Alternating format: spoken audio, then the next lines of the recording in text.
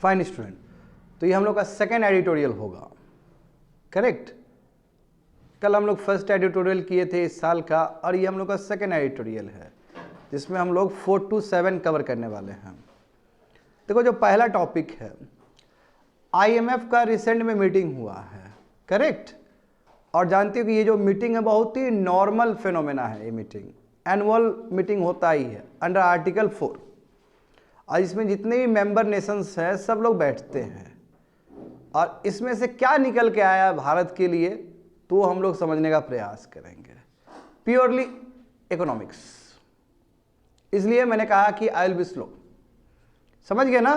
अब कोशिश करना है स्टूडेंट लोग थोड़ा लिख ले, कुछ कुछ इन्फॉर्मेशन है लिख ले, काम आएगा बाद में। 5 नंबर देखो, जहां तक सवाल है full equal effective meaningful participation of women, तो ये अभी भी बाबू इलूसिव भी है। कैमरा का मतलब क्या होता है कि अभी भी रियल नहीं है। ये अभी भी जो महिला लोग का जो पार्टिसिपेशन होना चाहिए, वर्क फोर्स में जो पार्टिसिपेशन होना चाहिए, जो इन लोगों को अपॉर्चुनिटी मिलना चाहिए, अभी भी नहीं मिल रहा है।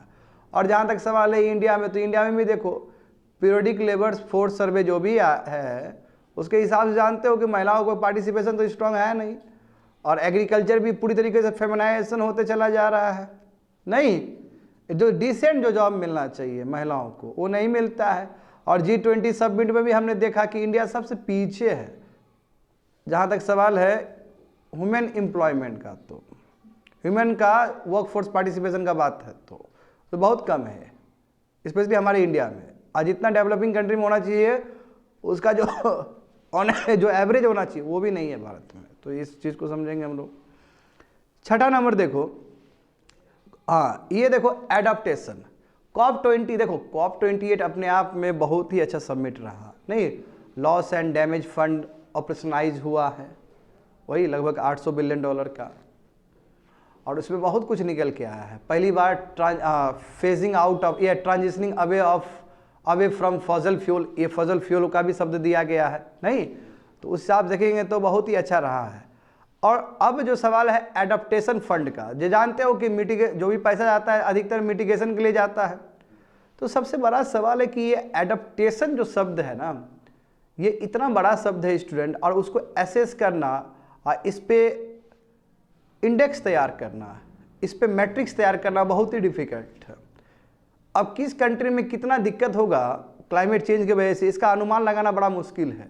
कोस्टल एरिया में जो प्रॉब्लम होगा वो अलग होगा as compared to interior area, तो कैसे एडाप्टेशन का ब्लूप्रिंट बनाया जाए ये बहुत ही डिफिकल्ट चीज़ है। इसलिए इस पे कुछ समय अलॉट किया गया है कि आपको 2-3 साल में ब्लूप्रिंट बनाना है, ठीक है, और कुछ साल में लागू करना है इसको। तो इस पे हम लोग देखेंगे, बहुत ही अच्छा एडिटोरियल है। एंड लास्ट वन देखो कि अचानक एक दिन में बहुत ज़्यादा वर्षा हो जाता और IMD प्रिडिक्ट भी नहीं कर पाती है। नहीं, जो नीचे तमिलनाडु में वर्षा हुआ ना स्टूडेंट, एक डिस्ट्रिक्ट में बहुत तेज से 24 घंटा के अंदर ही बहुत ज़्यादा हुआ बारिश, है ना, तो क्या ऐसा कमी है, क्यों नहीं कर पा रहे हम लोग? क्या हमारा जो मेथोलॉजी में क्या सुधार होना चाहिए, किस तरह हम फोरकास्ट करें कि ताकि बेटर हम लोग प्रिडिक्ट कर पाए पहले ही मौसम के बारे में, और उस हिसाब से हम लोग काम करें। तो all 3 are very very important editorials, चारों एडिटोरियल्स बहुत ही अच्छा एडिटोरियल्स, इसलिए समय लगेगा, समझे, इसलिए बहुत तेजी से नहीं बता सकते हैं, बात समझो। देखो यहाँ पे 4 नंबर देखो, डेप्ट concerns stabilise arrangement as flagged by IMF in article 4 consultation, GS paper 3 economic development, Indian economy and issues relating to planning, mobilisation of resources, growth, development and employment. और ये हिंदू पेपर में आया था 4 जनवरी को, समझे, एज ए एडिटोरियल। तो देखते हैं मामला है क्या। देखो IMF का ये जो मीटिंग था, और ये मीटिंग बहुत ही नॉर्मल मीटिंग है, हर एक साल मीटिंग होता है, एनुअल मीटिंग होता है। और जानते हो कि IMF प्रोजेक्ट करता है, ठीक है, कितना कितना GDP से ग्रोथ करेगा कोई कंट्री, उसका कितना डेप्ट है, पब्लिक डेप्ट कितना है, पब्लिक डेप्ट कितना होना चाहिए, वर्स्ट कंडीशन में कितना हो सकता है, कौन से कंट्री को कहाँ पे ध्यान देना चाहिए माइक्रो इकोनॉमिक इंडिकेटर सब में, तो ये सब निकल के आता है इस मीटिंग में। और इंडिया के लिए 2 चीज़ निकल के आया यहाँ पे, बात समझे। अब यहाँ पे तुम लोग देखना पड़ेगा, तुम लोग को बहुत कुछ समझना है तुम लोग को। यहाँ पे देखो, अभी रिसेंट ईयर में जैसे भारत का जो फ्लोट है वो मैनेज फ्लोट है। मैनेज फ्लोट समझते हो ना, जैसे इंडिया से एफपीआई तो विड्रॉ हो रहा है, एफपीआई विड्रॉ हो रहा है ना, फॉरेन पोर्टफोलियो इन्वेस्टमेंट जो इंडिया में शेयर मार्केट में आता है वो विड्रॉ हो रहा है। क्यों? क्योंकि तुम्हारा वहाँ पे जो develop country specially United states वहाँ पे इंटरेस्ट रेट बढ़ा दिया। जब इंटरेस्ट रेट बढ़ा देगा तो हमारे मार्केट से, हमारे शेयर मार्केट से कैपिटल फ्लाइट हो जाएगा। उसके बावजूद भी हमारा जो रुपी है वो स्टेबलाइज है। कहोगे कि इसका तुम कहोगे कि सर सबसे बड़ा रीजन है कि डोमेस्टिक इंस्टीट्यूशनल इन्वेस्टर जो उस चीज़ को पूरा कर देता है, मगर उससे भी इम्पॉर्टेंट है आरबीआई का operation, open market operation. RBI बार बार ऑपरेशन करती है जिसको हम बोलते हैं मैनेज फ्लोट। हमारा जो फ्लोट फ्री फ्लोट नहीं है विद्यार्थी, ध्यान दो इधर, क्या बोल रहे हैं, फ्री फ्लोट नहीं है हमारा क्या है, मैनेज फ्लोट है। क्या होता है फ्री फ्लोट? फ्री फ्लोट का मतलब होता है मार्केट खुद डिसाइड करेगा कि कितना भारत का पैसा होगा। हमारा कैसा है, मैनेज फ्लोट। तो आरबीआई बीच बीच में इंटरवीन करती है, मगर ये 2 साल में आरबीआई कुछ ज़्यादा ही इंटरवीन की है। जब जब हमारे कंट्री में डॉलर घटा तब तब क्या किया, आरबीआई ने डॉलर को सेल किया, ये बताने के लिए कि हमारे पास डॉलर है। अब क्यों डॉलर को सेल किया? डॉलर को इसलिए सेल किया ताकि हमारा जो करेंसी है वो स्टेबलाइज हो सके। और हमारा भी करेंसी देखो 80 और 83 रुपये के बीच में होगा। कोशिश यही है कि किसी तरह उस रेंज में उसको रखे। और यदि आरबीआई मैनेज नहीं करती तो हमारा करेंसी फर्दर डिप्रिशिएट कर जाता। बात समझे ना। अब आरबीआई कैसे मैनेज करती है? आरबीआई जो हमारा फॉरेक्स का पैसा है उससे यूज करती है, जो बाहर से फॉरेन रेमिटेंस उसका यूज करती है, ताकि कॉन्फिडेंस देना होता है कि भाई हमारे कंट्री में डॉलर है और हम ओपन मार्केट ऑपरेशन कर रहे हैं, हम मैनेज फ्लोट कर रहे हैं। तो आईएमएफ ने कहा है कि ये जो आप मैनेज फ्लोट कर रहे हो ये कुछ ज़्यादा ही कर रहे हो, इतना भी नहीं करना चाहिए। और ये बात सत्य है। बीइंग अ टीचर, जो हम इतना दिन से ऑब्जर्व कर रहे हैं और जो तुम लोग को पढ़ा रहे हैं, और जो एडिटोरियल्स में जो लिखा गया उसमें भी वही बात किया गया है कि कुछ ज़्यादा ही आरबीआई ने इंटरवीन किया, इतना भी इंटरवीन करने की जरूरत नहीं था। और आरबीआई का भी अपना मजबूरी है, तो इसलिए एक टर्मिनोलॉजी किया है कि देखो ये फ्लोटिंग नहीं है, ये स्टेबलाइज अरेंजमेंट है। आईएमएफ ने ये टर्मिनोलॉजी को दिया है। तो कोई तुम लोग से प्रीलिम्स में पूछेगा कि स्टेबलाइज अरेंजमेंट क्या होता है, जो आईएमएफ ने इस बार कंसर्न दिखाया है, तो वो एक्चुअल में बोला जा रहा है कि आरबीआई बार बार जो इंटरवीन कर रही है ये मैनेज फ्लोट नहीं है, कहीं ना कहीं ये स्टेबलाइज अरेंजमेंट है कि जबरदस्ती आप 80 से लेकर 83 के बीच में ही रखना चाहते हो पैसा को। आया समझ में ना स्टूडेंट? ये पहला हो गया, ये पहला कंसर्न आईएमएफ का कि ऐसा मत करो, ये मैनेज फ्लोट से ज्यादा आप कर रहे हो। मैनेज फ्लोट का एक दायरा होता है, कभी कभी ही आरबीआई को आना होता है। यदि आरबीआई बार बार इंटरवीन करे तो उसके लिए आईएमएफ ने कहा है कि ये मैनेज फ्लोट नहीं है जी, ये स्टेबलाइज अरेंजमेंट है आपका। तो इससे भारत सरकार को कोई फर्क नहीं पड़ता। भारत सरकार बोला है बोलने दो इसको, ठीक है, कोई फर्क नहीं पड़ता। नंबर 1। दूसरा जो मैटर है वो तो फर्क पड़ता है। दूसरा क्या कंसर्न जताया आईएमएफ ने? दूसरा बोला कि पब्लिक डेप्ट पे काम करिए आप। आपका पब्लिक डेट हो गया है 85%, ठीक है, और वर्स्ट सिचुएशन में हो सकता है 100% से क्रॉस कर जाएगा। यदि 100% ज़्यादा क्रॉस कर जाएगा तो ये कंट्री के इकोनॉमी के लिए, माइक्रो इकोनॉमिक इंडिकेटर्स के लिए ठीक बिल्कुल भी नहीं है। तो हमारे कंट्री से क्या बयान आया कि वर्स्ट सिचुएशन नहीं आएगा ऐसा कुछ। तो दोनों टीका टिप्पणी पे हम लोग काउंटर किए हैं। हाँ, ये अलग बात होता है काउंटर करना, मगर जो भी कंसर्न व्यक्त किया जा रहा है उस पर ध्यान तो देना पड़ेगा ना, ध्यान देना पड़ेगा हमें। क्योंकि जब आईएमएफ अच्छा चीज बोलता है तो उस समय तो पार्लियामेंट में रिपोर्ट रखा जाता है, और जब आईएमएफ कुछ कंसर्न जता है तो उस चीज को भी कंसीडर करना पड़ेगा ना जी। डबल स्टैंडर्ड नहीं चलेगा। आ रहा है समझ में ना? कई बार लगता है कि हम अपोजिशन में आ जाएंगे इस समय।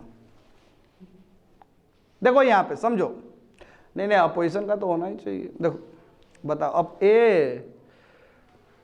अभी कांग्रेस जोड़ो भारत, अभी तो इंडिया अलायंस जोड़ो होना चाहिए था, बट कांग्रेस वाला पागल है, कांग्रेस वाला पागल लोग है, इसलिए पागल है, डायरेक्ट बोलते हैं, ये तो जाएगा भी वीडियो पब्लिक होगा, इसलिए हम पागल बोलते हैं उसको, बुद्धि खराब है उसका। यदि जब गठबंधन किया, इंडिया का अलायंस बनाया वो, तो भाई इंडिया अलायंस यदि करेगा तो ज़्यादा माइलेज मिलेगा उसको, इतना ही बुद्धि नहीं है। एक तो भारत जोड़ो किया है ना कांग्रेस ने इससे पहले, अभी तो इंडिया अलायंस साथ में चलना चाहिए था, तो अभी ये भी आप बताओ कौन बुद्धि देगा ये लोग को। और अभी लड़ रहा है किससे? मोदी जी से, और मोदी जी बहुत बड़ा ब्रांड है, तो और हार जाएगा ये लोग। हाँ, देखो जिनका लक्षद्वीप का, वाह वाह, तो लक्षद्वीप का उनका जो, वाह वाह वाह क्या बात है, वो कितना बढ़िया फोटो देखने में लगता है, वो वीडियो कितना खूबसूरत है। नहीं, हीरो भी उतना अच्छा नहीं दिखेगा उसमें जितना हमारे प्रधानमंत्री, इतना खूबसूरत सच में हमारे प्रधानमंत्री बहुत सुंदर भी है ना, बहुत सुंदर, बहुत सुंदर, क्या चेहरा है उनका, एकदम बहुत सुंदर लगते हैं देखने में। चमक, जो चेहरे पे जो चमक है ना बाबू, वो कहाँ से लाओगे हम?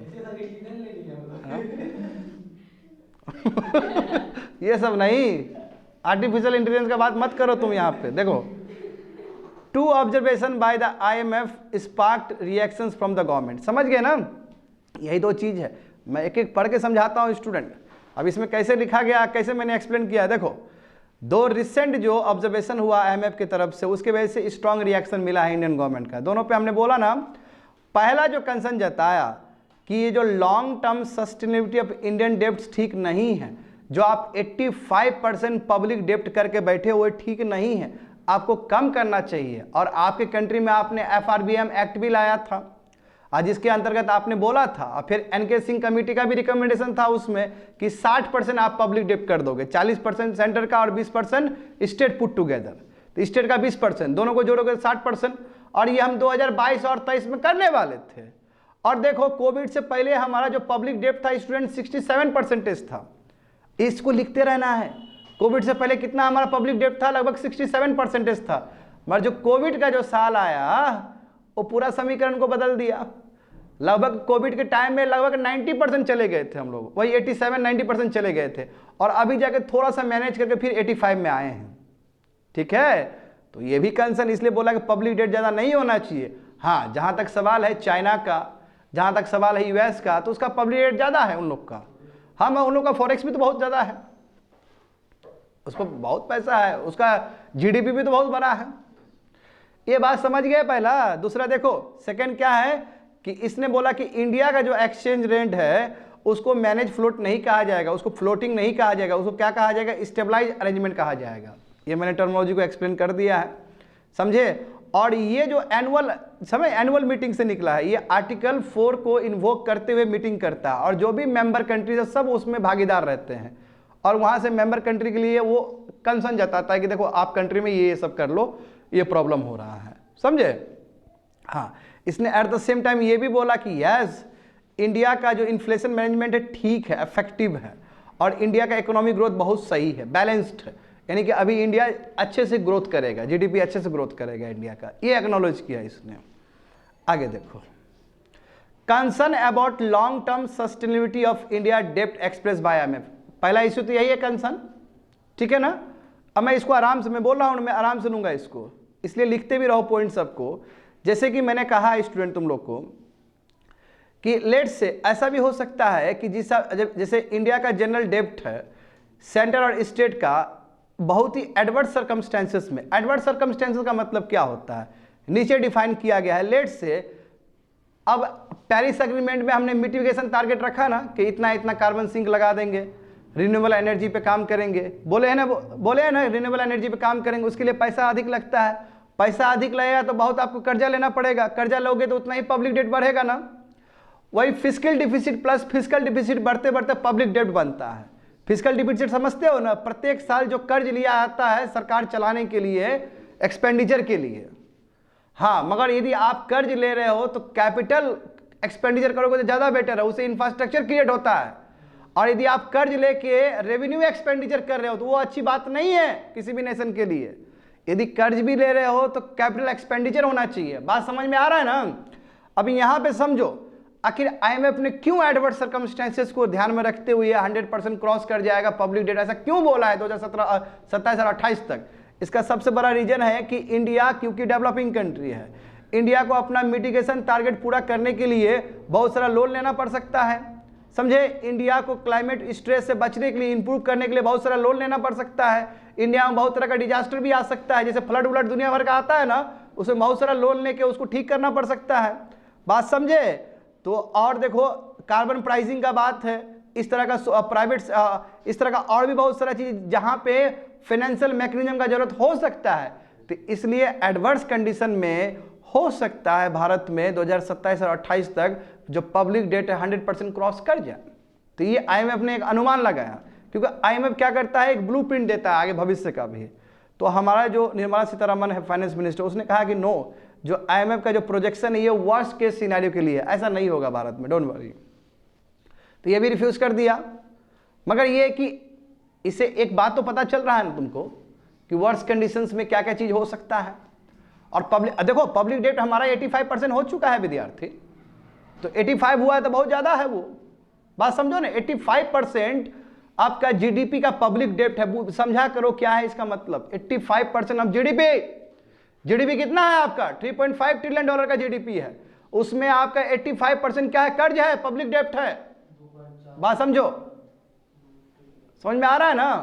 हाँ, तो बड़ा है ये, छोटा है ये आंकड़ा नहीं है। अच्छा, अब सरकार का दायरा समझो। सरकार देखो, सरकार बोल रही है कि नो, हम लेंगे पैसा, कोई दिक्कत नहीं, हम बोरोइंग करेंगे, मगर सबसे बड़ी बात है कि हम बोरो करके एक्सपेंडिचर करेंगे। ठीक है, अच्छी बात है, मगर हम ये भी जानते हैं कि सरकार जो पैसा बोरो करती है तो कई जगह पे तो अनवाइबल प्रोजेक्ट्स में भी सरकार पैसा लगा देती है, कई बार पॉलिटिक्स की वजह से भी सरकार पैसा लगा देती है। देखते हो कितना इंडिया में ऐसा रेलवे प्रोजेक्ट से बना जो बेकार का बना, वो डम वाला बना, उससे कोई फायदा ही नहीं हुआ। तो सरकार को इस चीज में बचना चाहिए। देखो, अनडाउटली गवर्नमेंट बोरोइंग बहुत ही इंपॉर्टेंट रोल प्ले करता है, इसमें कोई शक नहीं है। डेवलपमेंट को आगे बढ़ाना है तो सरकार को कर्ज लेना ही पड़ेगा। मगर सबसे बड़ी बात है कि सरकार जो कर्ज ले रही है वो कहाँ सरकार खर्च कर रही है। यदि सरकार कैपिटल एक्सपेंडिचर के लिए खर्च कर रही है, हाईवे बनाने के लिए खर्च कर रही है, पोर्ट इंफ्रास्ट्रक्चर बनाने के लिए खर्च करी, तो वो ज़्यादा बढ़िया है। अब मान लो कि सरकार यदि कर्ज लेके रेवड़ी कल्चर को प्रमोट कर रही है, ठीक है, घर घर पैसा बांट रही है, पीडीएस को दे रही है, तो ये तो कहीं पे भी इफेक्टिव नहीं हो सकता है, बात समझे ना। तो इसलिए लिखा गया है कि यस, गवर्नमेंट बिल्कुल बोरो कर सकता है और एक्सपेंडिचर जो करे तो पीपल को लॉन्ग टर्म में फायदा हो। कैसे पीपल को लॉन्ग टर्म में फायदा हो, अच्छा अच्छा स्कूल बने, अच्छा अच्छा अस्पताल बने, अच्छा अच्छा हाईवे प्रोजेक्ट्स बने, उसके लिए यदि बोरो करता है ठीक है। मगर रेवेन्यू एक्सपेंडिचर करता है सरकार तो वो ठीक नहीं है, क्योंकि वही बात हो गया कि कर्ज लो और घी पियो, वो गलत हो जाएगा। फिर आ रहा है समझ में ना।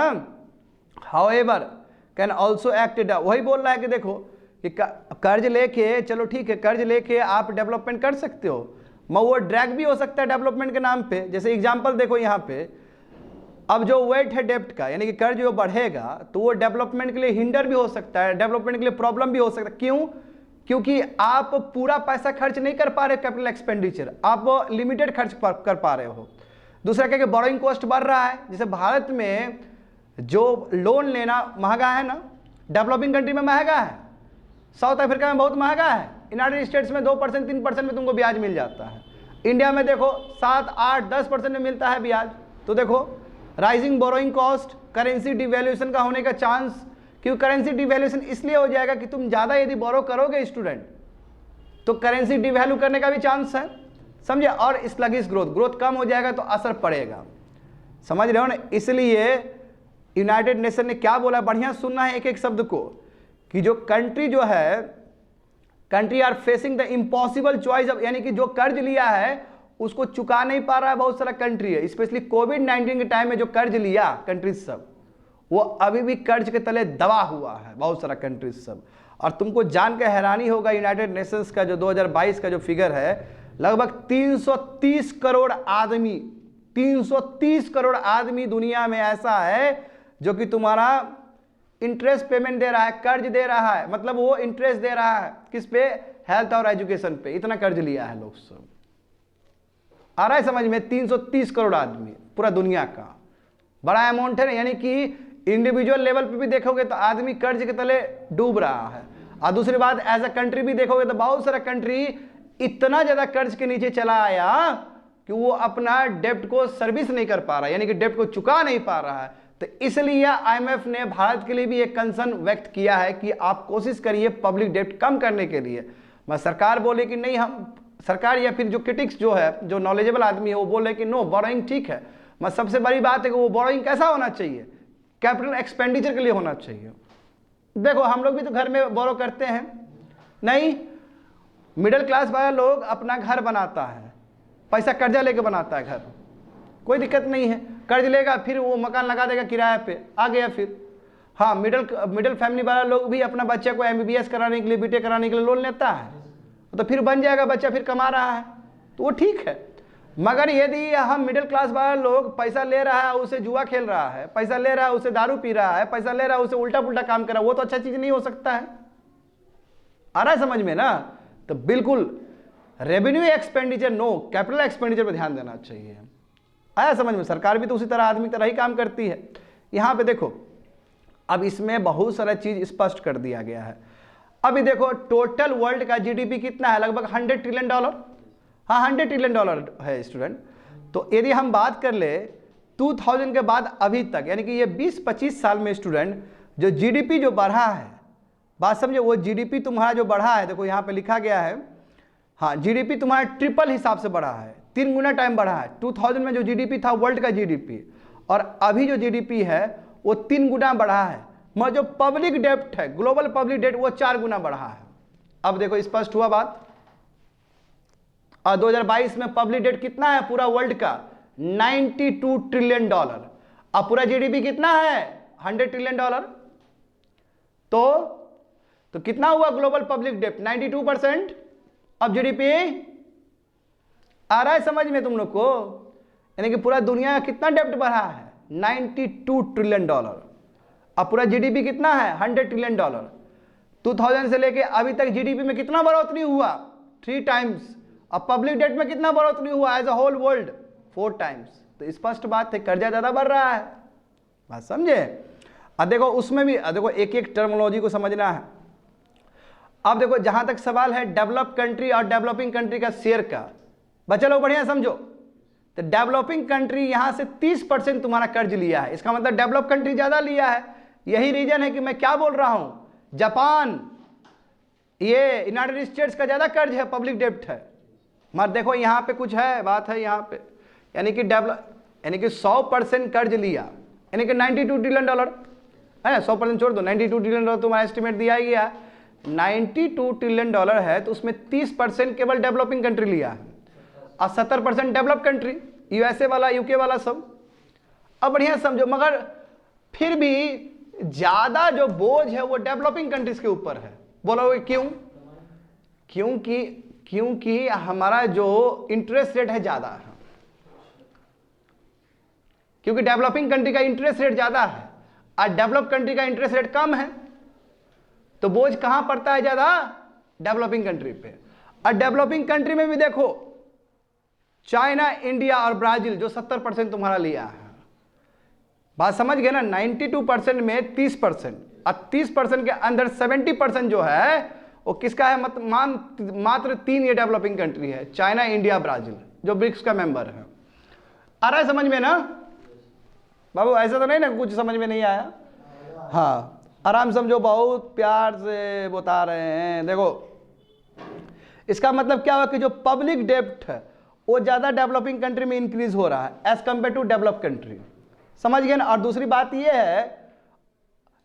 ये है स्टूडेंट कि डेवलपिंग कंट्री में मुश्किल क्या है सर्विसिंग द लोन करने का, क्योंकि इंटरेस्ट रेट ज्यादा है। उस चीज को भी लिख लो, अभी थोड़ी देर में आएगा। अब यहां पे देख लो कि अब डेवलपिंग कंट्री में डेब्ट बढ़ने का रीजन ये भी है, एक तो कोविड-19 पैंडेमिक। कोविड-19 के टाइम में देखो ना, हमारा 67% पब्लिक डेब्ट था, कोविड-19 आते आते 87% हो गया। कैसे? अरे भाई हमको कर्ज लेना पड़ा और उस समय पूरा हमारा बंद हो गया था, इकोनॉमी पूरा चरमरा गया था, इकोनॉमी बंद करना पड़ा था ना, उस समय लॉकडाउन लगा था ना। तो सरकार कहां से पैसा लाएगी चलाने के लिए? कर्ज लेगी सरकार। तो इसलिए कोविड-19 के टाइम में डेवलपिंग कंट्री को बहुत दिक्कत हुआ है।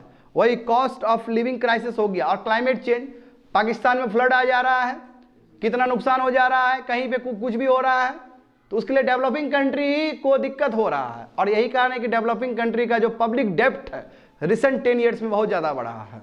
समझे, क्लाइमेट चेंज और अभी दो साल पहले जो कोविड-19 की वजह से और ज़्यादा बढ़ा है। ये देखो, तो ये बिल्कुल मैंने यही बोला कि जो बर्डन ऑफ डेब्ट है वो असिमेट्रिक है, यानी कि डिफरेंट है डेवलप कंट्री और डेवलपिंग कंट्री के लिए। देखो, यद्यपि डेवलप कंट्री ने कितना कर्ज लिया है 70%, मगर उसका इंटरेस्ट रेट कम है ना, मगर डेवलपिंग कंट्री का इंटरेस्ट रेट ज़्यादा है। तो किस पे बहुत ज़्यादा पड़ा, डेवलपिंग कंट्री पे। वही चीज़ वहाँ पे लिखा गया है। देखो, नॉर्मली डेवलपिंग कंट्री को ज़्यादा इंटरेस्ट रेट देना पड़ता है डेवलप कंट्रीज से, लिखा गया है ना वहाँ पे। तो देखो, जैसे एग्जाम्पल देखो, जो कंट्री है अफ्रीका में, जैसे साउथ अफ्रीका ही देख लो एक, उसको कम से कम 4 गुना ज़्यादा इंटरेस्ट देना पड़ेगा as compared to United States, और 8 गुना ज़्यादा देना पड़ता है एज कम्पेयर टू जर्मनी। तो देख रहे हो ना, यूनाइटेड स्टेट्स, जर्मनी, जापान में कितना कम इंटरेस्ट रेट है, और अफ्रीकन कंट्री में कितना ज़्यादा 20%, 15% इस तरह का इंटरेस्ट रेट है, ज़्यादा बर्डन हो गया उसको। तो यही कारण है स्टूडेंट कि डेवलपिंग कंट्री के लिए ये जो कॉस्ट चुकाना, बोरोइंग कॉस्ट बहुत ही ज़्यादा क्या है, सस्टेनेबल नहीं है। डेब्ट सस्टेनेबिलिटी बहुत ही क्राइसिस में है, समझे। और देखो यहाँ लिखा गया है ना कि बहुत सारा कंट्री जो तुम्हारा स्पेंड कर रहा है 10% या ज़्यादा पब्लिक रिसोर्सेज जो खर्च कर रहा है, यानी कि पब्लिक, समझो पब्लिक रिसोर्स मतलब जो कर्ज लेकर कर रहा है। तो पहले देखो 2010 में 29 कंट्रीज था, और वो आंकड़ा बढ़ के 55 कंट्री हो गया, यानी कि 55 कंट्री कर्ज लेके अपना कंट्री को चला रहा है। यानी कि जहां पे 10% या 10% ज्यादा रिसोर्सेज को कर्ज लेके अपना कंट्री को मूव कर रहा है, ऐसा कंट्री कितना है, 55 कंट्री है। इसका मतलब दुनिया गरीब हो रहा है, दुनिया कर्ज के तले दबे जा रहा है, इसलिए पब्लिक डेट पे ध्यान देना जरूरी है, समझे।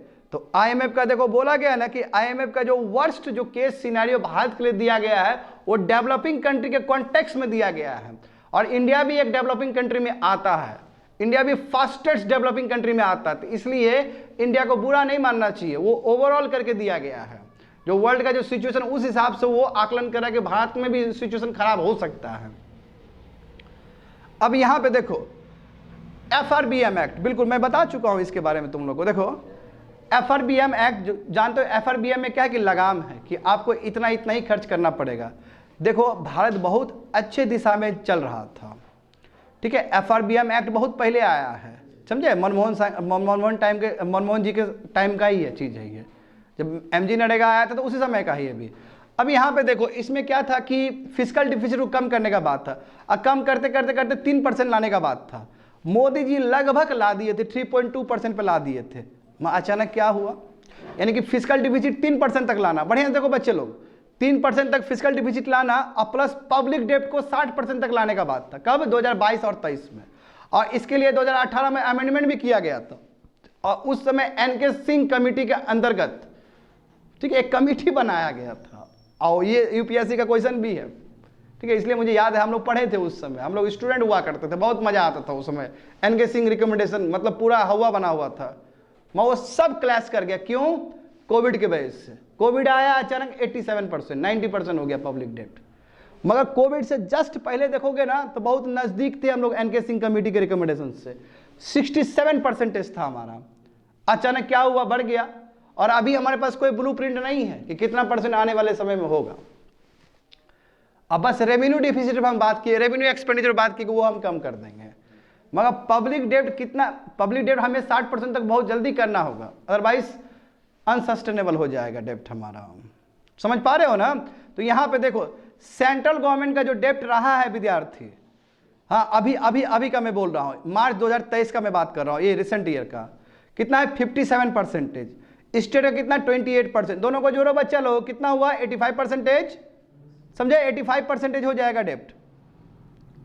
और सेंट्रल गवर्नमेंट का वो 57% का मतलब क्या हो 155 लाख करोड़, और दोनों को जोड़ो 57 + 28 कितना 85% पब्लिक डेब्ट। समझ गए ना। अब यहां पे देख लो स्टूडेंट, 2005 और 6 जब मनमोहन सिंह का सरकार था उस समय भी पब्लिक डेब्ट बहुत ज्यादा था, 81% था, समझे। यही कारण है कि एफआरबीएम एक्ट को लाया गया, और उसके बाद घटा घटा घटा घटा, अब कोविड-19 आने से पहले 67 हो गया, वही 70% से नीचे। उसके बाद क्या हुआ, कोविड आया, स्काई रॉकेट हो गया पब्लिक डेब्ट, बढ़ गया 87%, और अभी 80% से 87% या 90% हम थोड़ा रिड्यूस किए, कितना हुआ अभी 85%। देखो FRBM एक्ट में क्या लिखा गया था कि डेब्ट टू GDP रेशियो होना चाहिए, कितना होना चाहिए तुम्हारा, सेंटर का 40% होना चाहिए, स्टेट का 20% होना चाहिए, और पुट टुगेदर कितना होना चाहिए 60% होना चाहिए बाय 2022 एंड 23 फाइनेंशियल ईयर। तो मगर कोविड ने पूरा बिगाड़ दिया मामला को। तो यहां पे देखो credit rating are forward looking opinions. अब देखो चलो ठीक है, हम बहुत मेहनत की हैं, कोविड ने काम बिगाड़ दिया, अभी 85% है। इंडिया देखो student, India fastest growing economy है, उसके बावजूद भी हमारा जो क्रेडिट व्यवस्था है ना बहुत कमज़ोर है। और जानते हो कि दुनिया में जो क्रेडिट रेटिंग एजेंसी है, क्रेडिट रेटिंग एजेंसी का मतलब क्या है, जो क्रेडिट देता है कि कितना बढ़िया कंपनी है, कितना बढ़िया बैंक है, कितना बढ़िया काम कर रहा है, कितना बढ़िया से लोन लौटा रहा है, वो क्रेडिट एजेंसी देता है। और जानते हो इस तरह क्रेडिट रेटिंग एजेंसी दुनिया में 3 है, और 2 जो फिच रेटिंग जो सबसे फेमस है, और स्टैंडर्ड एंड पुअर रेटिंग्स, ये 2 बहुत फेमस है, इसका पूरा वर्ल्ड में ही कवरेज है, और उसका ब्रांच इंडिया में भी है। तो ये दोनों देखो, वही देखो S&P ग्लोबल रेटिंग्स या फिच रेटिंग्स, ये हमेशा भारत को बहुत नीचे दिखाता है। इसका मतलब भारत में फंडामेंटल प्रॉब्लम्स है तभी तो कम दिखा रहा है, आ रहा है समझ में ना। तो standard and poor global rating के हिसाब से देखोगे तो हमारा जो क्रेडिट रेटिंग्स है अभी भी फॉरवर्ड लुकिंग, अभी भी उसके बारे में बोला गया कि अभी भी बहुत काम करने की जरूरत है, यानी कॉर्पोरेट्स को, गवर्नमेंट को अभी भी बहुत ज़्यादा काम करने की जरूरत है डेब्ट के ऊपर, नंबर 1, समझे। और देखो ये बहुत इंपॉर्टेंट, देखो रेटिंग्स क्यों इंपॉर्टेंट है, रेटिंग इसलिए इंपॉर्टेंट है कि रेटिंग यदि अच्छा आएगा तो बाहर से इन्वेस्टमेंट आता है, समझे। इन्वेस्टर को एक कॉन्फिडेंस मिलता है कि ये कंट्री बहुत अच्छा है। जैसे मान लो AAA मिल गया तुमको, AAA प्लस मिल गया, तो बाहर से FDI फ्लो होगा कि कंट्री बहुत अच्छा है, डेब्ट का कोई प्रॉब्लम नहीं है, बाहर से कॉन्फिडेंस आएगा। हमारा देखो BBB माइनस में दिया गया है तो प्रॉब्लम आ जाएगा। देखो तो इसका मतलब जो क्रेडिट रेटिंग एजेंसी जैसे स्टैंडर्ड एंड पुअर हो गया या फिच रेटिंग्स हो गया, ये यदि अच्छा देगा रेटिंग तो ये क्या हो जाएगा, एक ग्लोबल लैंग्वेज के रूप में काम करेगा। इन्वेस्टर लोग इन्वेस्ट करेंगे, हमारे यहाँ पार्टिसिपेट करेंगे और हमको बहुत फायदा होगा, समझे। आगे देखो इंडिया का जो क्रेडिट रेटिंग है वो बहुत ही लोएस्ट इन्वेस्टमेंट ग्रेड है 2006 से ही। बताओ 2006 से अभी तक बहुत कम ही रैंक दिया है हमको। यहाँ पे देख सकते हो बच्चा लोग, चाहे फिच रेटिंग का बात हो, चाहे standard and poor global rating का बात हो, दोनों ने देखो BBB माइनस, ठीक है, स्टेबल आउटलुक, और BBB minus lowest investment grade, ये रेटिंग दिया गया है, समझ रहे हो ना। इसका मतलब इंडिया को बहुत कम आंकड़ा है, 2006 के बाद 2006 से वही रेटिंग मेंटेन है अभी तक। तो इससे क्या होगा, क्योंकि वो लोग बिलीव कर रहा है कि इंडिया का जो स्ट्रॉन्गर फंडामेंटल्स है, ठीक है, वो उतना नहीं है, और यहाँ पे हमारा जो फिस्कल परफॉर्मेंस बहुत वीक है, पब्लिक डेट बहुत ज़्यादा है, फिस्कल डिफिसिट बहुत ज़्यादा है। तो इसलिए स्टूडेंट हमें क्या करना चाहिए, ये सब चीज़ पे काम करना चाहिए। और हम जानते हैं कि कई बार रेटिंग जो प्रोसेस है वो बहुत ही बायस्ड है, तो हमें अपना माइक्रो इकोनॉमिक इंडिकेटर्स पे काम करना चाहिए, पब्लिक डेट पे काम करना चाहिए, फिस्कल डिफिसिट पे काम करना चाहिए, तब जाके हमारा क्रेडिट रेटिंग वाला चीज़ भी अच्छा हो जाएगा और बाहर से इन्वेस्टमेंट भी बहुत अच्छा होगा। ये एसेंस है इस एडिटोरियल का। होप तो समझ में आ गया होगा, आया अच्छे समझ में। हाँ कम कर दिया ना, बिल्कुल बिल्कुल बिल्कुल।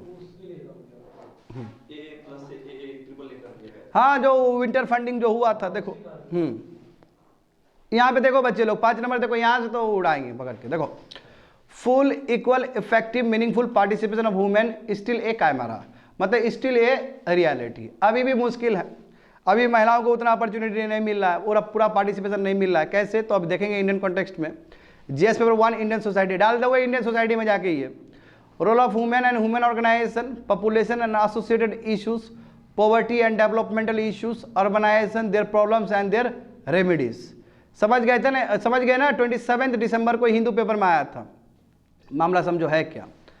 G20 डिक्लेरेशन, इस बार जो G20 हुआ था ना दिल्ली डिक्लेरेशन, उसमें भी बात किया गया था ह्यूमन लेड डेवलपमेंट होना चाहिए, ह्यूमन लेड डेवलपमेंट होना चाहिए। तो देखो यहाँ पे जो G20 डिक्लेरेशन यानी कि दिल्ली डिक्लेरेशन में जेंडर इक्वलिटी सेक्शन था उसमें, और उसमें क्या बोला गया था कि we encourage human led development, हम इनकरेज करते हैं कि महिलाओं से रिलेटेड डेवलपमेंट होना चाहिए, समझे, और women full equal effective and meaningful participation होना चाहिए। बहुत जरूरी है महिलाओं का भी डेवलपमेंट होना, पार्टिसिपेशन होना चाहिए सोसाइटी में, इकोनॉमी में इसका पार्टिसिपेशन होना चाहिए, समझे। जो फ्रेज है वुमेन लेड डेवलपमेंट, ये बहुत ही इंपॉर्टेंट है, मगर किसी को पता नहीं कि इसका रियल मीनिंग क्या है। अब वुमेन लेड डेवलपमेंट का मतलब क्या है, कितना पार्टिसिपेशन, क्या, तो खाली लिख देता है, एक ब्रॉडर पर्सपेक्टिव भी होना चाहिए इससे संबंधित, समझे। तो यहाँ पे देखो, अब हम लोग यहाँ पे देखते हैं, हाँ ये बहुत इंपॉर्टेंट, देखो अभी का जो प्रेजेंट मॉडल है ना हमारे कंट्री का या किसी भी कंट्री का, वो ट्रिकल डाउन थ्योरी से चलता है। ट्रिकल डाउन थ्योरी से क्या है कि हम कंपनी को लैंड दे रहे हैं, मतलब सस्ता दाम में, कंपनी में लेबर लॉस हम क्या कर रहे हैं, वो कर दे रहे हैं, थोड़ा सा रिलैक्स कर दे रहे हैं, इलेक्ट्रिसिटी सब्सिडी में दे रहे हैं, ताकि कंपनी क्या करे बच्चा लोग, कंपनी क्या करे, ज़्यादा अट्रैक्ट हो, ज़्यादा खोले, और इससे ट्रिकल डाउन थ्योरी हो, ट्रिकल डाउन इफेक्ट हो। ट्रिकल डाउन मतलब एम्प्लॉयमेंट ज़्यादा हो और नीचे भी तबका को पहुंचे फायदा, मगर रियल में नहीं हो पा रहा होता है बहुत सारी चीज़, कंपनी लोग फायदा उठा लेते हैं। जैसे देखो एग्जांपल देखो, SEZ वाला देखे थे ना, स्पेशल इकोनॉमिक जोन, वहाँ पे देखते हो सॉफ्टवेयर वाला लोग बैठ गया था कुंडली मार के वहाँ पे, तो जिस हिसाब से एम्प्लॉयमेंट इलास्टिसिटी होना चाहिए वो नहीं हो पा रहा है। देखो तो वही बोल रहा है कि जो ट्रिकल डाउन थ्योरी जो होना चाहिए वो भी प्रेजेंट मॉडल में बिल्कुल ये है ही नहीं। कायदे से क्या होना चाहिए था कि जितने भी बोर्ड है सब लिफ्ट होना चाहिए, बोर्ड समझ रहे हो ना, यानी कि सबको रोजगार मिलना चाहिए, सबका नैया पार होना चाहिए, मगर सबका नैया पार नहीं हो रहा है। देखो बिग बिजनेस इंजॉय करता है, स्टेट सब्सिडी दे रहा है, टैक्स कंसेशन दे रहा है, जो लोन बैंक लोन हुआ कई बार NPS उसको राइट अप भी कर दे रहा है कि जाओ छोड़ दो, तुम करो आगे बढ़ो तुम, है ना, तुम्हारा हेल्थ और पैसा दे रहे हैं तुमको, सब्सिडी दे रहा है लैंड एबिलिटी के लिए, है ना, और भी बहुत सारा कंसेशन दे रहा है ताकि उसका कैपिटल बाहर से आ सके, यानी कि बहुत सारा मशीन सब आ सके, उसके लिए भी बहुत सारा सरकार प्रयास करती है, समझे ना। ताकि क्या उद्देश्य, इन्वेस्टमेंट ज़्यादा हो और एम्प्लॉयमेंट ज़्यादा क्रिएट हो, एम्प्लॉयमेंट जितना क्रिएट होगा उतना ट्रिकल डाउन इफेक्ट दिखेगा। ट्रिकल डाउन का मतलब क्या, कि आदमी भी जॉब कर सके, आदमी जॉब करेगा तो पर कैपिटा इनकम बढ़ेगा ना लोग का, तो सरकार के प्रयास से कॉर्पोरेट आगे बढ़ रहा है तो पीपल भी आगे बढ़े, इसी को ना बोलते हैं ट्रिकल डाउन इफेक्ट। मैं ये देखो तो ये प्रॉब्लम है, समझे, ये प्रॉब्लम है, ये हो नहीं रहा है। तो the no governance is good governance model has removed government regulation. हाँ अच्छी बात है कि क्या हुआ कि मार्केट पूरी तरीके से, मार्केट ने डिसाइड किया ना, मार्केट पूरी तरीके से आ गया, क्योंकि अब सरकार का उतना रेगुलेशन नहीं, पहले लाइसेंस राज था कि नहीं था, तो LPG के बाद क्या हुआ कि सरकार का रेगुलेशन कम हुआ, मैं देखो स्ट्रेटेजिक इंडस्ट्री से भी प्राइवेटाइज हुआ। मैं सबसे बड़ी बात है कि स्ट्रेटेजिक इंडस्ट्री भी प्राइवेटाइज हुआ, प्राइवेट प्लेयर आए, मैं जॉब कितना क्रिएट हुआ, ट्रिकल डाउन इफेक्ट कितना हुआ, ये अभी भी सवालिया निशान है। और हम जानते हैं कि एम्प्लॉयमेंट इलास्टिसिटी बहुत कम है अभी के टाइम में, और कल भी इससे रिलेटेड एडिटोरियल्स हम लोग देखे थे कि नहीं देखे थे, कल किए थे ना हम लोग। और जानते हो feminisation of agriculture, labour work force participation जो महिला होना चाहिए वो घट रहा है। देखो तो G20 डिक्लेरेशन यानी कि दिल्ली डिक्लेरेशन में ये बात कहा गया था कि प्राइवेट इंटरप्राइजेस का बहुत बड़ा रोल है, यदि इकोनॉमिक ट्रांसफॉर्मेशन सस्टेनेबल तरीके से करना है तो प्राइवेट प्लेयर का योगदान होना बहुत जरूरी है। अब प्राइवेट प्लेयर का कैसे योगदान होगा, जब सरकार अपना बहुत सारा इन्वेस्टमेंट करेगी, सरकार डिसइन्वेस्टमेंट की ओर जाएगी, अपना चीज़ों को प्राइवेटाइज कर देगी। बस सबसे बड़ी बात है कि प्राइवेट जो इन्वेस्टमेंट हो रहा है वो कितना जॉब क्रिएट कर रहा है, ये एक सवालिया निशान है, समझे। तो यहाँ देखो अब भारत में जेंडर बजट वाला कॉन्सेप्ट 2005 और 6 में ही है। जेंडर बजट का मतलब क्या है कि महिलाओं से रिलेटेड प्रोग्राम और पॉलिसी चलाना, ताकि महिलाओं को स्पेशल प्रिविलेज मिले, स्पेशल प्रोटेक्शन मिले, मगर उसके बावजूद भी कुछ नहीं हुआ है। देखो ना, उसके बावजूद भी कुछ ज़्यादा कुछ नहीं हुआ है। अब इस स्कीम में पार्ट ए और पार्ट बी था, मगर जो टोटल बजट जो है 2023 और 24 का वो भी अभी भी बहुत कम है, और लगभग 4 और 6% ही लगभग है बहुत साल से। तो जो जितना होना चाहिए था उतना नहीं है, बात समझे। जेंडर बजट आप अलग से ले आए बजट में, वो भी कब से है, 2005 और 6 से। उसके बाद भी जो महिलाओं का उत्थान होना चाहिए उतना नहीं हो पाया है, समझे। आगे देखो, जैसे ये फिगर देखो पता चल जाएगा, प्रिडिक्ट लेबर फोर्स सर्वे, इसमें बताया गया है, देखो 2018-19 में महिलाओं का पार्टिसिपेशन लगभग 22% था। बढ़िया समझना होगा विद्यार्थी लोग, 22% था 18-19 में। बताओ 22 और 23 में ये घट के तुम्हारा 6% घट के 16% हो गया, वही 15.9 है क्या, 6% घटा ना, समझ रहे हो ना, 6% घट गया। तो ये कैसे हुआ, और दूसरी बात है कि 95% जो वुमेन जो अनऑर्गेनाइज सेक्टर में इंगेज्ड है, तो महिला यानी कि 5% ही तुम्हारा ऑर्गेनाइज्ड में है। और अनऑर्गेनाइज सेक्टर, इनफॉर्मल सेक्टर का मतलब क्या है कि no insurance, no social security scheme. बात समझे? एक प्रॉब्लम ये है। हाँ, हमारे इंडिया में जो सेंट्रल गवर्नमेंट में यदि महिला इंगेज भी है तो कहाँ पे है? आंगनबाड़ी वर्कर के रूप में है, आशा वर्कर के रूप में है, मिड डे मील वर्कर के रूप में है। बताओ इसे कहाँ काम चलेगा? और इसका जो वेजेस है वो तो मिनिमम बिलो मिनिमम वेजेस से भी कम है। बेचारा लोग कैसे गुजारा करेगा रे? तो जो सेंट्रल गवर्नमेंट बोलता है ना सरकारी जॉब मिलेगा, तो सरकारी जॉब में भी तो स्थिति खराब ही है। अब देखो महिलाओं का जो इंगेजमेंट है एग्रीकल्चर में वो भी बढ़ा है, वही फेमिनाइजेशन ऑफ एग्रीकल्चर। 18-19 में 55% महिला इंगेज थी एग्रीकल्चर में, बच्चे लोग वो बढ़ के 64% हो गया है। इसका मतलब जो टोटल लेबर फोर्स पार्टिसिपेशन जो 22% से घट के 16% हुआ, बात समझे? ज्यादातर क्या हुआ कि सब एग्रीकल्चर में चली गई। आ रहा है समझ में? एग्रीकल्चर में चली गई। तो ये बहुत ही एक भयावह स्थिति है कि महिलाओं को डिसेंट जॉब नहीं मिल रहा है और एग्रीकल्चर और ज़्यादा फेमिनाइजेशन हो रहा है। समझे? होप सो समझ में आ गया होगा तुम लोग को। आगे देखो जीएस पेपर 3। हाँ, यहाँ पे ये भी देखो, ये भी समझने वाला चीज़ है। GS paper 3 ecology and environment, conservation, environmental pollution and degradation, environment impact assessment. ये हिंदू पेपर में आया था 26 दिसंबर को। देखो मामला क्या है। हाँ, इसको भी थोड़ा आराम समझाना पड़ेगा। देखो यहाँ पे ग्लोबल गोल ऑन एडाप्टेशन। आप जानते हो ना एडाप्टेशन और मिटिगेशन, मैं थोड़ा समझा देता हूँ क्या होता है एडाप्टेशन और मिटिगेशन। देखो मिटिगेशन का मतलब है कि रिन्यूएबल एनर्जी को प्रमोट करना। समझे? जैसे अभी देखो हमारे भारत में थर्मल पावर प्लांट चल रहा है ना स्टूडेंट, तो थर्मल पावर प्लांट को हम डिस्करेज करके क्या कर रहे हैं? रिन्यूएबल एनर्जी लगा रहे हैं। सोलर प्रोजेक्ट, विंड प्रोजेक्ट, इस पे काम कर रहे हैं, उसको बोलेंगे मिटिगेशन। तो एडाप्टेशन क्या है?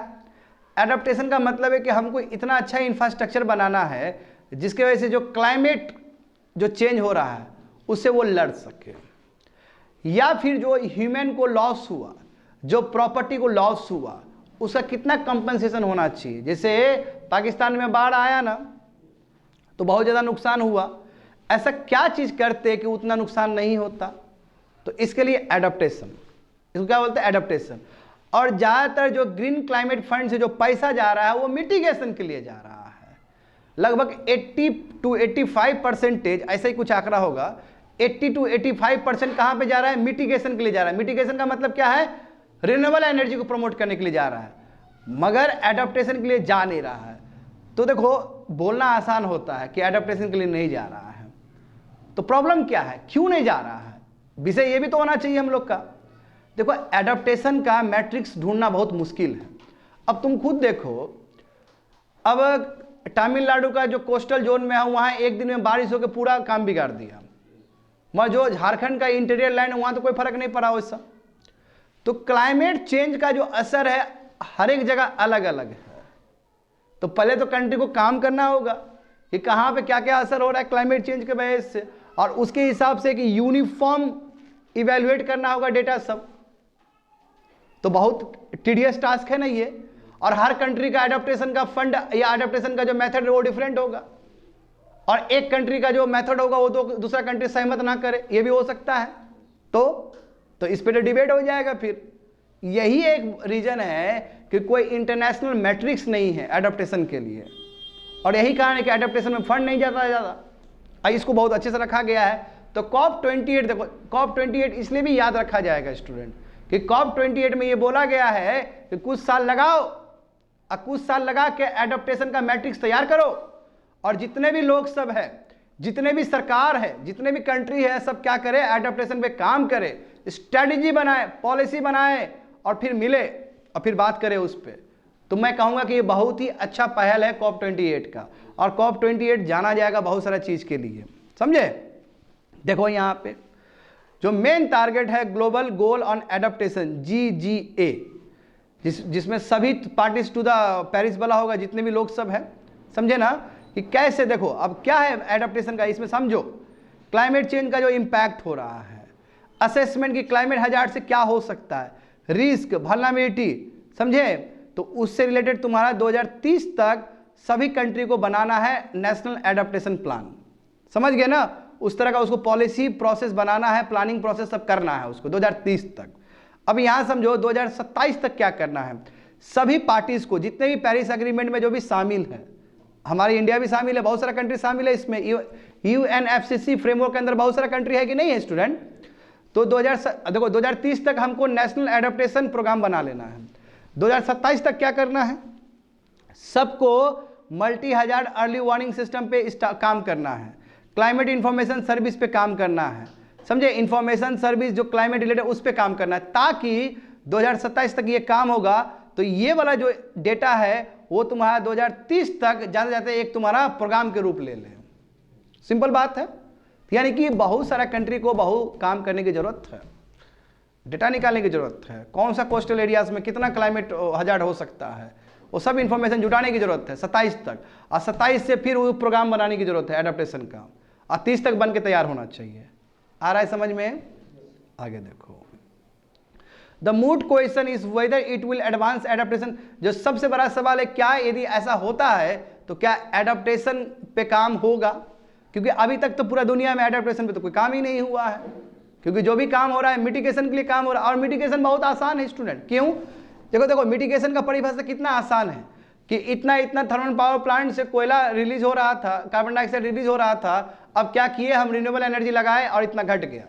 कितना आसान तरीका है बोलने का, नहीं बहुत इजी है मिटिगेशन करना, रिन्यूएबल एनर्जी पे दिमाग लगाना बहुत इजी है, एडाप्टेशन के लिए इजी नहीं है। तो देखो यहाँ पे वही बोला गया कि जो मिलेनियम डेवलपमेंट गोल था वो तो फुलफिल हुआ ही नहीं है हमारा, जानते हो ना। और उसके बाद सस्टेनेबल डेवलपमेंट गोल आया 29 गोल के साथ। तो देखो मिलेनियम डेवलपमेंट गोल्स में जानते हो कि जो होना चाहिए तो वो नहीं हो पाया, और उसमें सबसे बड़ा रीजन ये भी है स्टूडेंट कि देखो सबसे बड़ी बात है, हर कंट्री के पास एडमिनिस्ट्रेटिव जो कैपेसिटी है और जो इकोनॉमिक डेवलपमेंट है सब कंट्री के पास अलग है।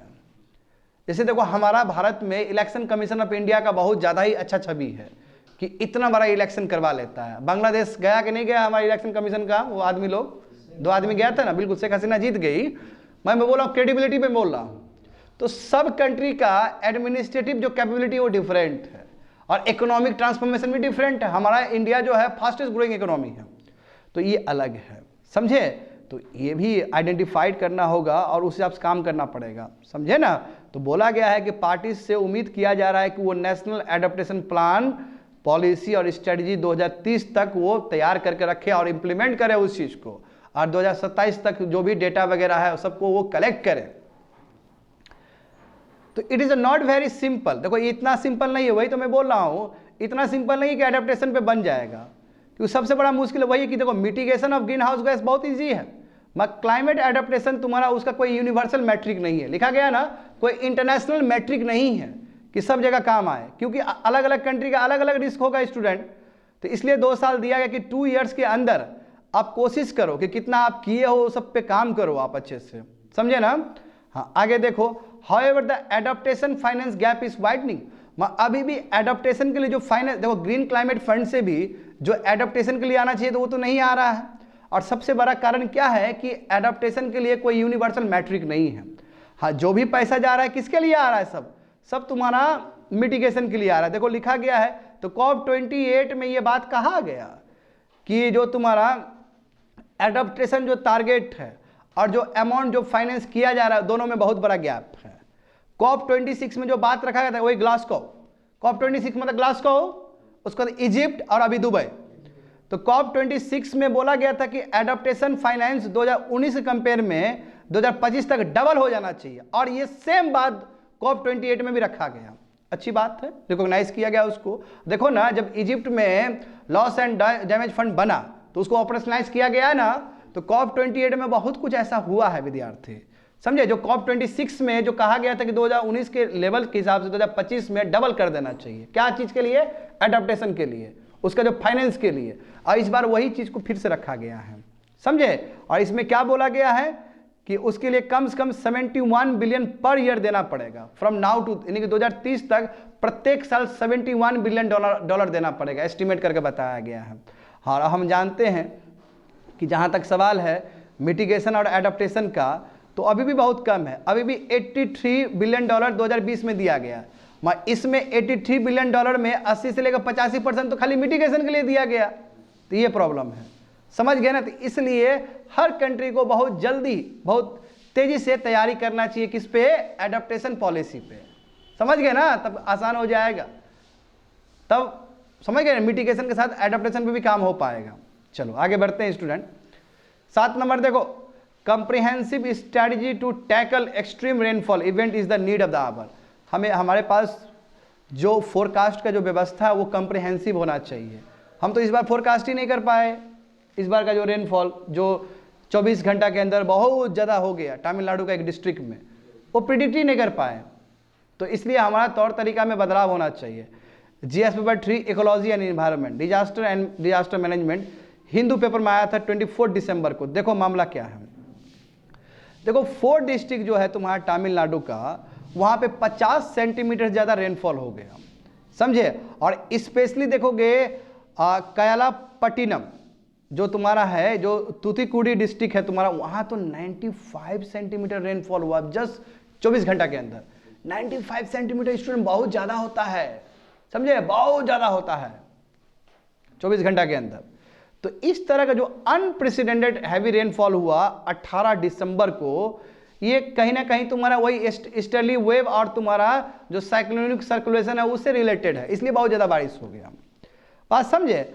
हाँ, हमारा जो इंडियन मेट्रोलॉजिकल डिपार्टमेंट है वो देखो, वो बोला कि उसने कहा कि देखो 20 सेंटीमीटर 20 या 24 सेंटीमीटर बारिश होगा। वहाँ किसी को उम्मीद नहीं था कि 95 सेंटीमीटर बारिश हो सकता है 24 घंटा के अंदर, समझे। और केवल उसने 2 दिन पहले एडवांस में ये प्रिडिक्ट किया था, तो ठीक है 20 सेंटीमीटर या 25 सेंटीमीटर कोई उतना ज़्यादा रेनफॉल नहीं है, तो अर्ली वार्निंग सिस्टम गड़बड़ा गया ना। यदि पहले से हमको पता रहता कि 95 सेंटीमीटर रेनफॉल होने वाला है तो हम अर्ली बहुत पहले ही हम तैयार हो जाते हैं। तो क्या आईएमडी में फॉल्ट है? और देखो जो डाउन पर हुआ, देखो वही बोल रहा है, देखो ये तो ऐसा है कि हमें मुंबई का याद आ गया स्टूडेंट। 2005 में मुंबई में भी लगभग 95 सेंटीमीटर रेनफॉल हुआ था, समझे ना। लगभग वही सिचुएशन यहाँ पे इस बार हुआ है तुम्हारा तमिलनाडु के एक डिस्ट्रिक्ट में।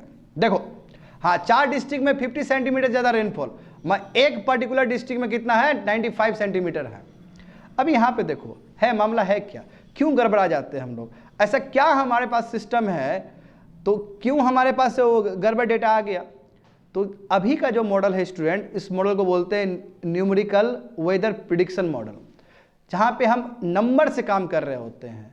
और इसमें सबसे बड़ा लूफॉल्स ये है स्टूडेंट कि हम केवल 20 से लेके 24 या 25 सेंटीमीटर तक का ही रेनफॉल हम क्या प्रिडिक्ट कर पाते हैं, समझे। और 48 आवर्स पहले ही हम एडवांस में बोल पाते हैं।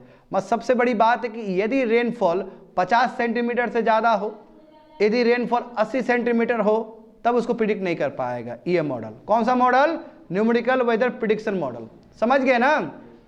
ये देखो अब यहाँ पे देखो ये जो मॉडल है वही, तो जब रिव्यू किया गया, आखिर सबसे बड़ा सवाल उठेगा ना आईएमडी पे कि आईएमडी इतना बड़ा है ना, क्यों नहीं प्रिडिक्ट कर पाया।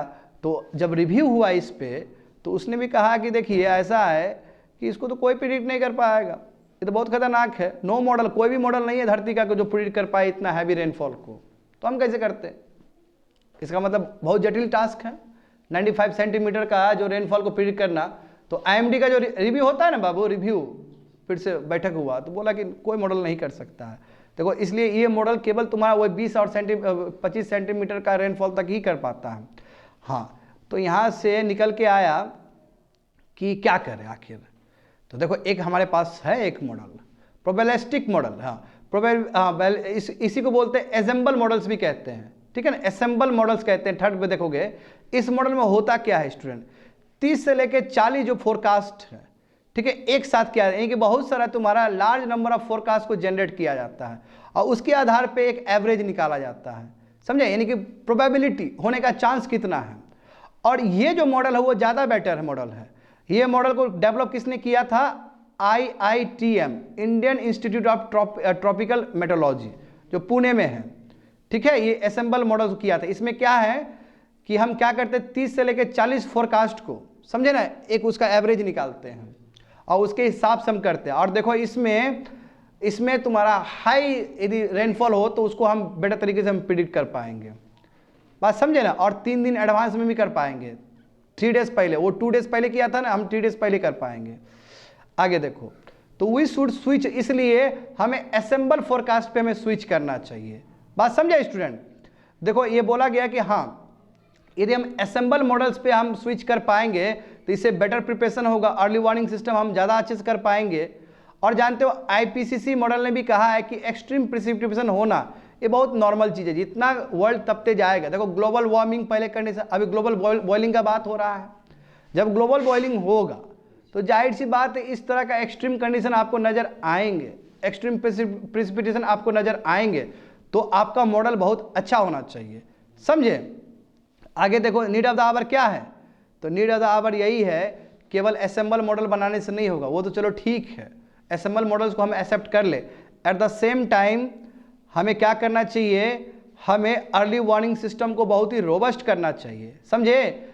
अपना अर्बन प्लानिंग बहुत ही सस्टेनेबल तरीके से बनाना चाहिए, इकोसिस्टम कंजर्व करना चाहिए और कम्युनिटी इंगेजमेंट होना चाहिए, समझे ना, सब कम्युनिटी एक साथ। एंड ग्लोबल क्लाइमेट एक्शन पे हमें काम करना चाहिए। ये सब चीज़ करेंगे and along with the model of assemble model, तो इससे दोनों यदि हम चीज़ करते हैं तो ज़्यादा बेटर तरीके से हम लोग एक क्लाइमेट चेंज का जो भी वल्नरेबिलिटी है उससे हम अच्छे से लड़ पाएंगे स्टूडेंट, समझे। और आने वाले फ्यूचर के लिए ये एक तरह से नज़ीर होगा, उसका एक एग्जाम्पल होगा। That's it, complete.